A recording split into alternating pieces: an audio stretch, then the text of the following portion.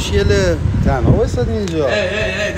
ای برو اون با منه، برو اون خدا ببینم اسکور داشتم زید من تو چرا جوش میاری؟ زید تو انگار عشق منه، فرقی نداره که اصلا میگم نفس من انگار بهشتی که انداخت. ای با اجازهتون. اسکور شامت خیلی حساسه. ای والا کبوتر حال میکنی بهشت اینجا سرسبز خیابون.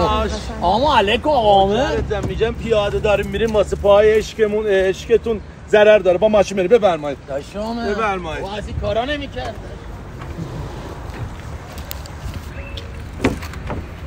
پول تو داشبورد دارم، خب هم پول تو داشبوردم از این ور بریم. خیلی خوش می‌گذره. خیلی ممنون. مرسی. خداحافظ. تشکر نمیخواد که داشمه. به ببین چی گرفتم.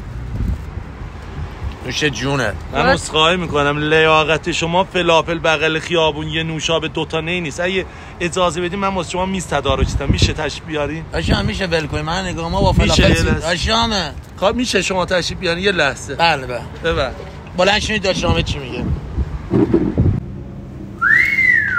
محشید خانم این میز لایق و شایسته شماست. چی بود باشده بودین رفته بودین بغل خیابون فلافل خورده بودین؟ اصلا در شأن شما نیست. بفرمایید همش برای شماست. خیلی ممنون. عزیز مگه الان فلافل نخوردی؟ بفرمایید خواهش می‌کنم محشید خانم بفرمایید.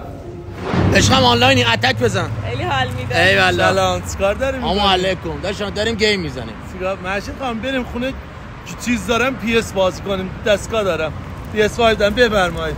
ای والله دم شما گرم داشتم.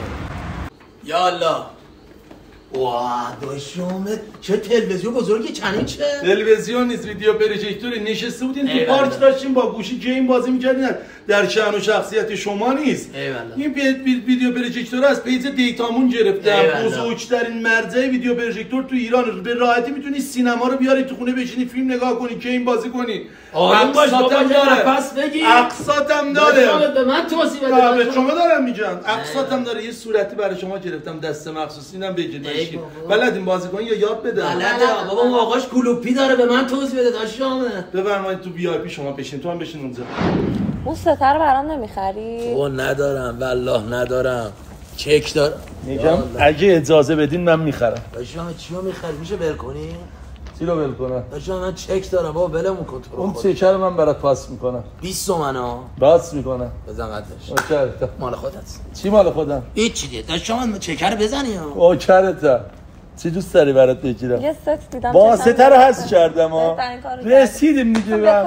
آره به قرآن. به خودت همه چی هست تا صبح. استیک هم میخری برام؟